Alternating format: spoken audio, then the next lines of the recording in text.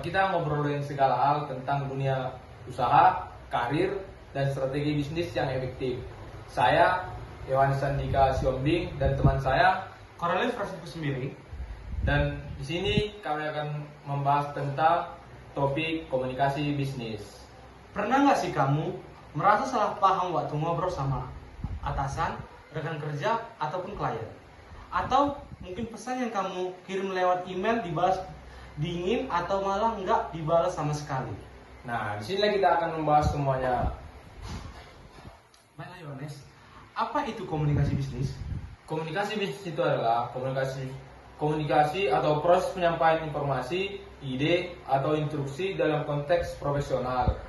Bisa lisan, bisa tulisan, bisa formal, bisa juga informal, tergantung situasinya.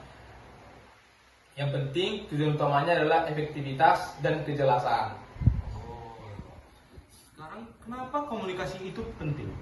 Dalam dunia bisnis, komunikasi bukan cuma soal ngomong atau nulis, tapi juga soal membangun kepercayaan, hubungan, dan reputasi.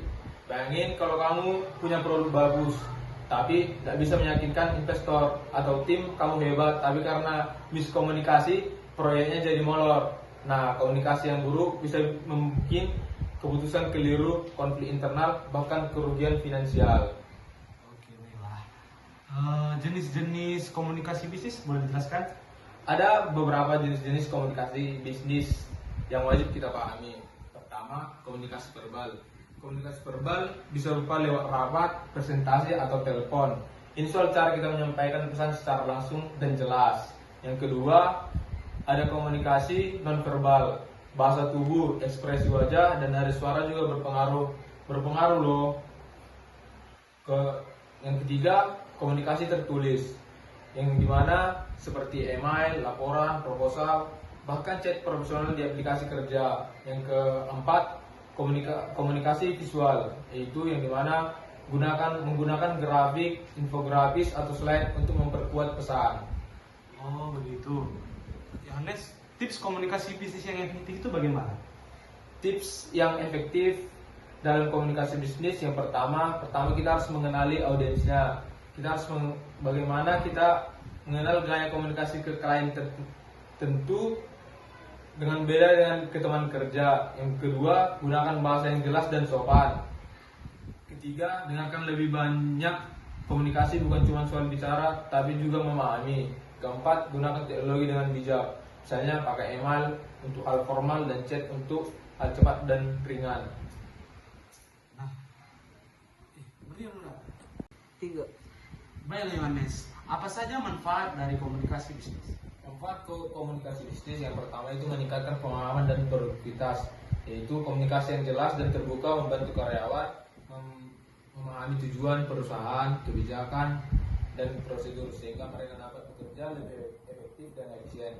Kedua, membangun hubungan yang kuat. Komunikasi yang baik dengan pelanggan, pemasok, dan mitra bisnis dapat memperkuat hubungan, membangun kepercayaan, dan menciptakan loyalitas. Yang ketiga, mendukung pengambilan keputusan yang tepat.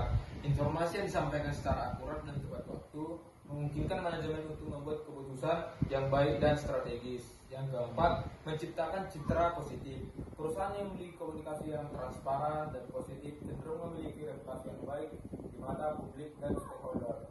Yang keempat, mendorong kerjasama dan kolaborasi. Komunikasi yang efektif memfasilitasi kerjasama antar departemen dan pihak eksternal, menciptakan lingkungan lingkungan kerja yang harmonis dan produktif. Yang kelima, memudahkan pencapaian tujuan, yang dimana dengan komunikasi yang baik perusahaan dapat mencapai tujuan dengan lebih mudah, baik itu tujuan internal maupun eksternal. Yang keenam, mengatasi miskomunikasi. Komunikasi bisnis yang efektif membantu mencegah kesalahpahaman dan konflik yang dapat merugikan perusahaan.